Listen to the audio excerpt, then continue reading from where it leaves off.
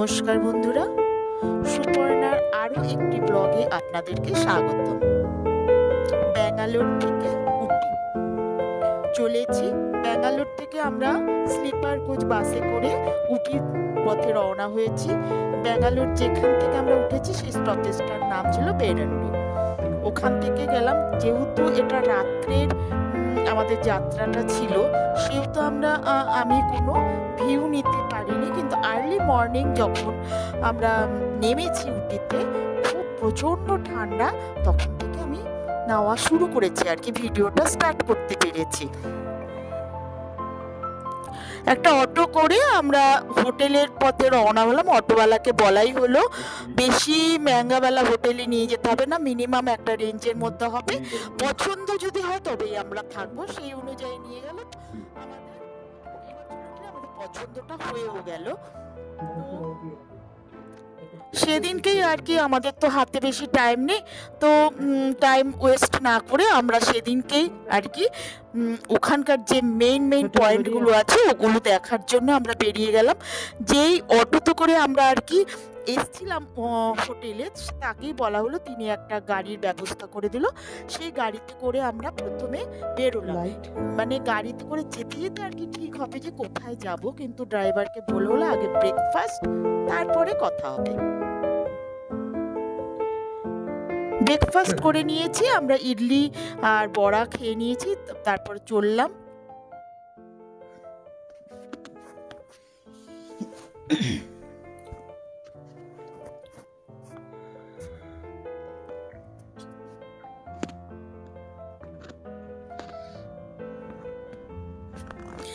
এত ভয়ানক ঠান্ডা ছিল না ওখানে, মানে বলবার মতো না, প্রচণ্ড ঠান্ডা। আর তার মধ্যে খুব ক্লান্তও ছিলাম, যেহেতু রাত্রের জার্নিটা ছিল, ভালো করে ঘুম হয়নি। কিন্তু আমাদের সময়েরও খুব অভাব, যে আমাদের টাইম ওয়েস্ট করা চলবে না, তো সেদিনকেই তার জন্য আমাদেরকে বেরোতে হলো আর কি। তো চলুন।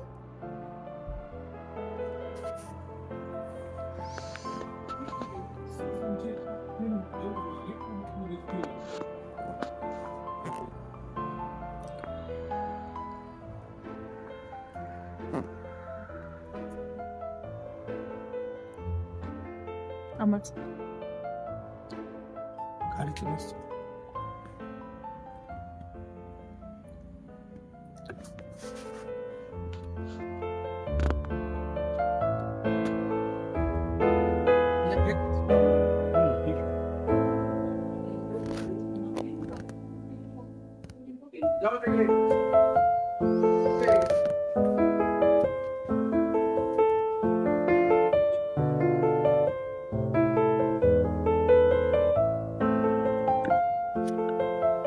ব্রেকফাস্ট হচ্ছে ইডলি, বড়া আর সাম্বার চাটনি। খেয়ে বেরিয়ে পড়লাম নেক্সট পয়েন্টের জন্য।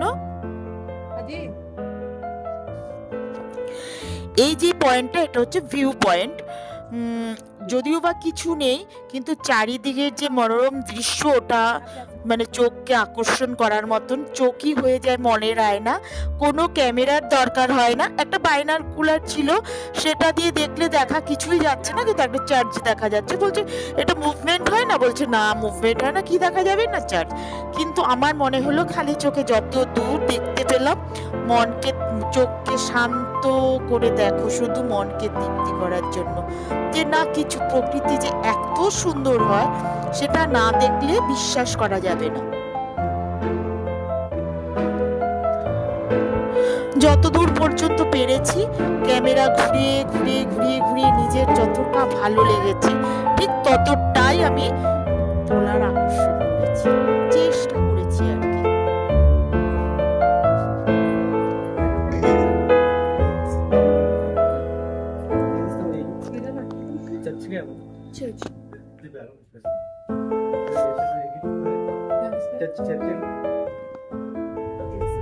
रेजिमेंट है सर। हाँ रेजिमेंट। थोड़ा कुछ आदमी लोग ऐसे पसंद करते हैं। ক্লাইমেট এই चाहिए। ব্যাঙ্গালোর থেকে উটির যেই আমাদের জার্নিটা ভিডিও অনেক বড় হয়ে যাচ্ছে, এর জন্য আমি পার্ট পার্ট করে আপনাদেরকে দিচ্ছি। এটা ফার্স্ট পার্ট, এরপর সেকেন্ড পার্ট আসবে, তারপর থার্ড পার্ট আসবে। সবগুলোই কিন্তু দেখার অনুরোধ রইল আপনাদের। নেক্সট এটা হচ্ছে মাদ্রাজ রেজিমেন্ট। খুবই ভালো বলছেন আর কি ড্রাইভার দাদা, যে এখানকার মানুষরা এইরকম ক্লাইমেট বলে খুব পছন্দ করে, কিন্তু যারা ড্রাইভিং করে তাদের পক্ষে একটু মুশকিল হয়ে যায়। বলছে যে সামনের কিছু দেখা যায় না, এটা আমরাও জানি যে বেশি ফোক হলে সামনে কিছু দেখা যায় না, অ্যাক্সিডেন্টের একটা ভয় থাকে, তো সেরকমই কিছু বলছেন আর কি। নেক্সট আমরা একটা এসছি, একটা পার্ক। এটা কিন্তু ওই যে বললাম এত ফোক না, মানে বৃষ্টির মতন জল পড়েই যাচ্ছে, আর একটা ভয় তো কাজ করছে যে ক্যামেরাটা না খারাপ হয়ে যায়। অনেকটা ঢেকে ঢুকে যেইভাবে হোক আর কি ভিডিওগুলো করার চেষ্টা করছি। বুঝতেই পারছেন পুরো একদম কুয়াশাতে ঢেকে গেছে।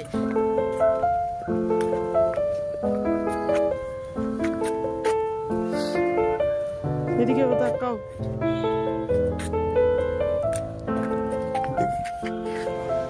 इसका 2 महीने पहले छोड़ रखा, मतलब 3 महीना यूज करना आणि कैसा बच्चा था मन नहीं रहा, ये बदाम का स्किन में जाम है, इससे प्रॉब्लम है।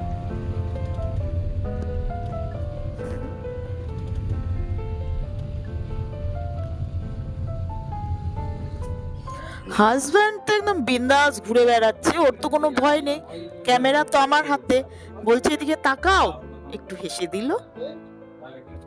আর এটা না, এটা এখানে হচ্ছে নীলগিরি যে তেল হয়, বলছে যে মাথার চুল ভালো হয়, যাদের পায়ের ব্যথা হয়, হাঁটুর ব্যথা, যাদের গাঁটের ব্যথা, বলছে এই তেল লাগালে বলে ভালো হয়ে যায়। আমাদের ড্রাইভার দাদাও বলছিলেন, কিন্তু আমি নিইনি।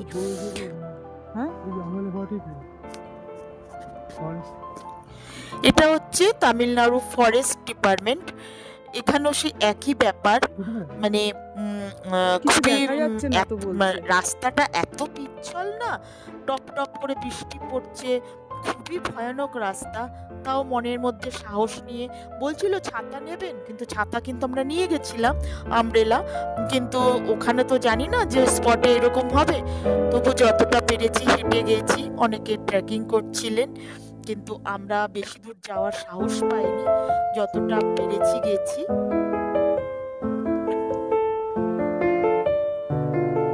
বুঝতে পারছেন কিরকম ওপর থেকে জলের বড় বড় ফোঁটা পড়ছে। কিছু বলো, বলবে কেন? কেন মিট করবে?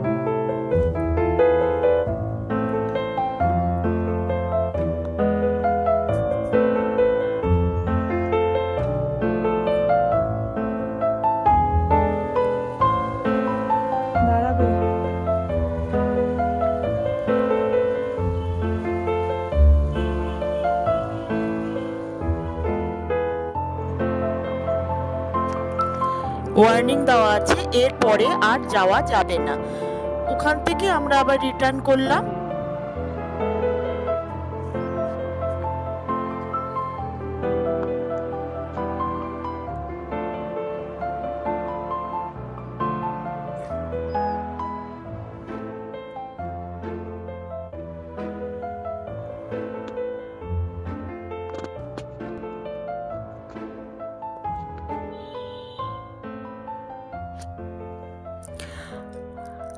প্রতিটা ভিডিওতে আমি যেই কথাটা বলে থাকি, যারা আমার ইউটিউব থেকে দেখছেন, যারা এখনো পর্যন্ত আমার চ্যানেলটা সাবস্ক্রাইব করেননি, প্লিজ চ্যানেলটা সাবস্ক্রাইব করে নিন। আর যারা আমার ফেসবুক পেজ থেকে দেখছেন, তারা প্লিজ পেজটাকে ফলো করে নিন। আর প্লিজ প্লিজ আমার চ্যানেলটা সাবস্ক্রাইব করুন।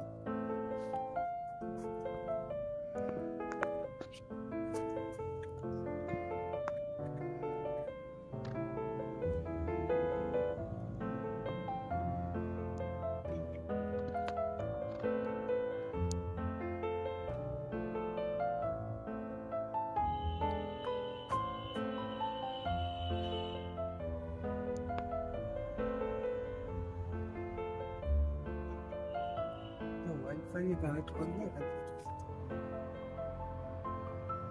பரவாயில்ல இன்னைக்கு ஒரு நாளைக்கு காமிச்சு நாளைக்கு என்ன பிடிச்சிருப்போம். நான் ஃபோன் பண்ணி சொல்லிக்கிறேன் கூட அவனுக்கு நோட்டுக்கு.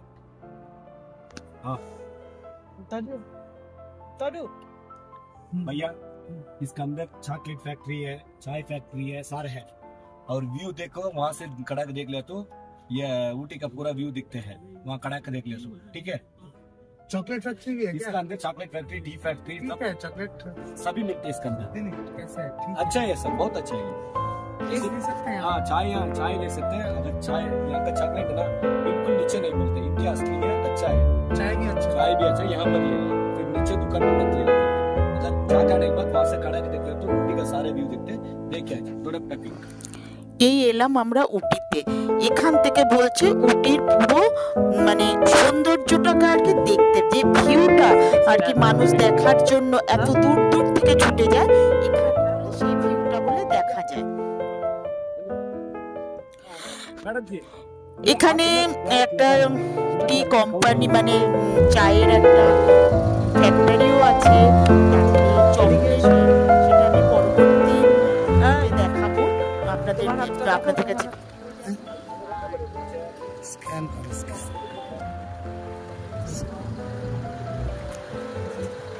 आगे ওখানে ভিউ না।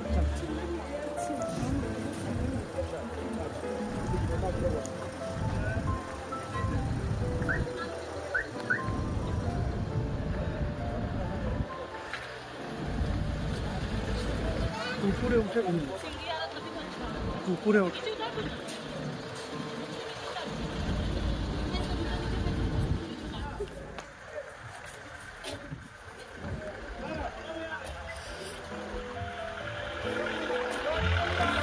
এটা ওখানে নামার পরে না একটি ছেলে ছুটে আসলো, এসে মানে প্যান্টটা পরিয়ে দেওয়ার জন্য। আমি তো বললাম যে নো নেই চাই মুঝে, তো ড্রাইভার দাদা বললেন যে এটা পড়তে হয়, এটা বলে ভেতরে স্ক্যানার হয় কতজন মানুষ গেছে, যদি চা পাতা বা চকলেট আমি কিছু নিয়ে এটা স্ক্যান করলেই বলে আমাকে দিবে। তার জন্য পড়ে নিলাম আমি আমার হাজব্যান্ড দুজনে।